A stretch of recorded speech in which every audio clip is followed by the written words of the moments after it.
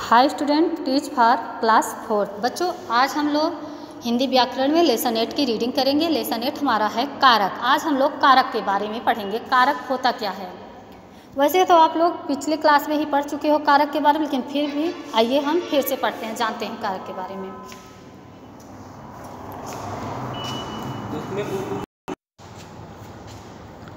तो बच्चों, हम लोग कारक के बारे में ही समझ रहे थे। कारक कहते किसे हैं? देखो,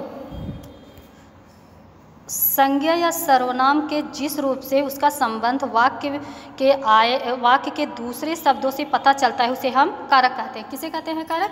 संज्ञा या सर्वनाम के जिस रूप से उसका संबंध वाक्य के दूसरे शब्दों से पता चले उसे कारक कहते हैं।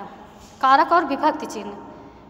कारक के विभक्ति चिन्ह होते हैं। हर कारक के विभक्ति चिन्ह होते हैं, जैसे ने, से, को, में, पर आदि। ये सब विभक्ति चिन्ह के बिना वाक्य का अर्थ समझ में नहीं आता है। विभक्ति चिन्हों की मदद से ही वाक्य में आए सभी शब्दों का अर्थ समझ में आता है। इसलिए वाक्य बनाने के लिए विभक्ति चिन्हों का प्रयोग किया जाता है। प्रत्येक कारक के विभक्ति चिन्ह होता है। अब जैसे माता जी ने बच्चों को खाना खिलाया। माता जी ने, यहाँ पे ने क्या हुआ? कर्ता हुआ। कर्ता कौन? माता। बच्चों को खाना खिलाया, को क्या है? कर्म है। क्या? खाना खिलाना। यहाँ पे फिर देखिए, जैसे देखो, कर्ता का चिन्ह ने है।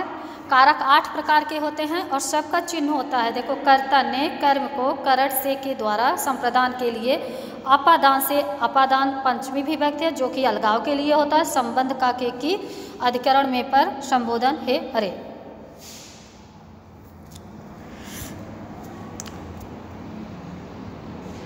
संज्ञा या सर्वनाम का संबंध वाक्य के दूसरे शब्दों से बताने वाला शब्द कारक कहलाता है। वाक्य में संज्ञा या अन्य शब्दों का से संबंध बताने वाले शब्द विभक्ति चिन्ह कहलाते हैं। हिंदी में विभक्ति चिन्ह 8 प्रकार के होते हैं। कर्ता, कर्म, करड़, संप्रदान, अपादान, संबंध, अधिकरण तथा संबोधन। तो बच्चों, हम लोगों ने कारक के बारे में समझा कि कारक क्या होता है। कारक हमारे 8 प्रकार के होते हैं, सबका चिन्ह होता है। ओके, आइए हम अब एक्सरसाइज को देखते हैं। विभक्ति चिन्ह के बिना वाक्य नहीं बनता है। एक्सरसाइज क्या है कि सही विकल्प पर सही का निशान लगाना। पहला है विभक्ति चिन्ह के बिना वाक्य नहीं बनता, हमारा पहला ऑप्शन राइट होता है। दूसरा है यह कारक का नाम है। यह क्या है? कर्ता। सेकंड ऑप्शन हमारा राइट है, ऑप्शन नंबर सेकंड। करड़ कारक का चिन्ह है।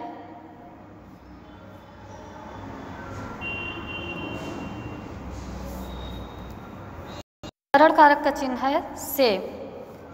प्रत्येक कारक का चिन्ह होता है हाँ। कारक तथा विभक्तियों को सुमेल कीजिए। बच्चों, जिस तरह से इसमें हमने मैचिंग किया, आप लोग भी वैसे कर देना। कर्ता ने कर्म को करड़ से द्वारा संप्रदान के लिए। सही विभक्ति चिन्ह चुनकर रिक्त स्थान भरिए। भैया, अब देखो यहाँ पे हेल्प बॉक्स दिया गया है, इसी में से चुन के बच्चों आपको भरना है। तो जैसे बुक में भरा गया, आप लोग भी अपनी बुक को ऐसे ही कंप्लीट कर लेना। भैया को बुला लाओ। पेड़ पर तोता बैठा है। पुस्तक को अलमारी में रख दो। बालक ने पानी गिरा दिया। रजनी ने सेब खाया। फिर लास्ट क्वेश्चन है, विभक्ति चिन्ह देखकर कारक का नाम लिखिए। ने कर्ता, को कर्म के द्वारा करड़ से अलग अपादान, पर अधिकरण के लिए संप्रदान। तो बच्चों, इस तरह से हमारा यह लेसन कंप्लीट होता है। आप लोग लेसन को 1 से 2 बार रीड कर लेना, अच्छे से समझ लेना और इसकी एक्सरसाइज को कंप्लीट कर लेना। हम नेक्स्ट लेसन के साथ फिर मिलेंगे। Thank you.